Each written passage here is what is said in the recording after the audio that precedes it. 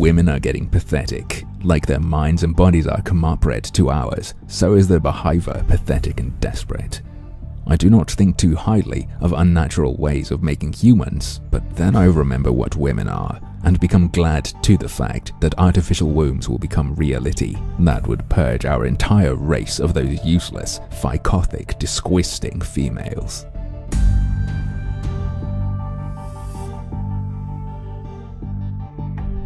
Let's cut straight to the chase. The other night, I finally decided to search MGTOW on YouTube, and now I have internalized some serious misandry. I think I hate men now. MGTOW, or Men Going Their Own Way, is kind of like a movement for men who wish to no longer be defined by standards set by society and, in particular, women. How do they break these chains of expectation and shatter these shackles of duty? As far as I can tell, by spending every waking moment thinking and talking about women and what they want from men. It's really quite fascinating. And sad. I was honestly shocked that when I tried to look for MGTOW cringe channels, there weren't any, but then I realized it's because the MGTOW embarrassment has a slow burn. When I was watching most of the videos I found, my reaction was just a slow drip of what the fuck is wrong with this person. I didn't think I was going to be able to find any highlights to share with you, until I came across one of the most beautiful video titles I have ever seen in my life. Do not take a relationship. That's right, brothers. Do not take a relationship. I'm talking about that red pill relapse.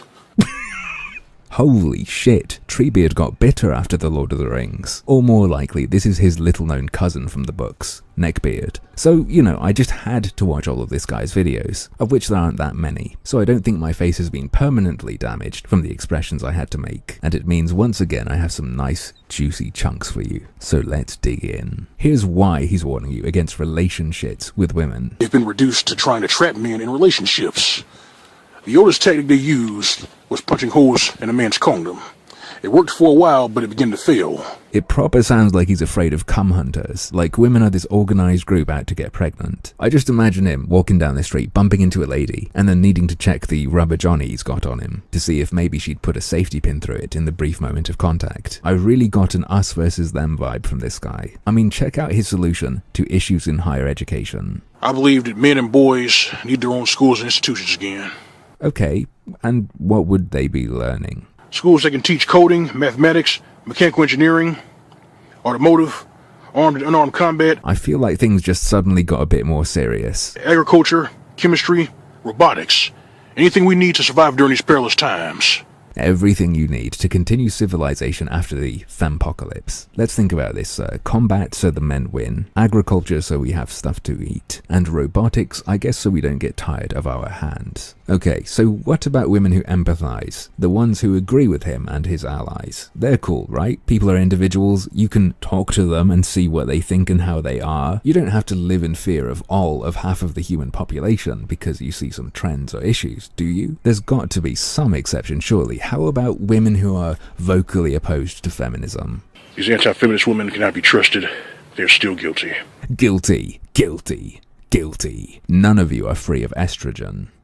And I'll tell you why they're still guilty. They're still guilty because they support this gynocentric system. They still expect you to provide them with free shit. If this guy had been born female, we'd be reading his writing on The Guardian's website. He's a bizarro alternate reality feminist. While all of this is funny, the thing I enjoyed the most about his videos is when he'd come out with a line like this, and I wasn't prepared. And today I want to talk to you about these cupcakes who were masquerading as anti-feminists. Imagine my glee when I learned that these guys dedicating themselves to not being defined by women are developing, disseminating, and memorizing an ever-expanding vocabulary of language dedicated to women and what they do.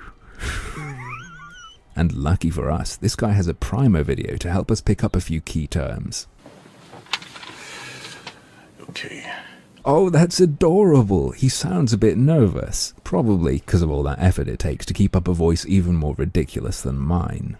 This line of MGTOW, you know the name. No, I don't actually. I'm not even entirely sure what he just said. First word. Cupcake. A cupcake is a pleasant-looking woman in full-blown wife-seeking mode. In what? Full-blown wife-seeking mode. Full-blown wife-seeking mode. Great. Maybe the next one will be intelligible. The next word, or words. Cluebat. It's been a while, but I think I caught that one in Pokemon MGTOW Yellow. The act of beating another party with logic and intelligence.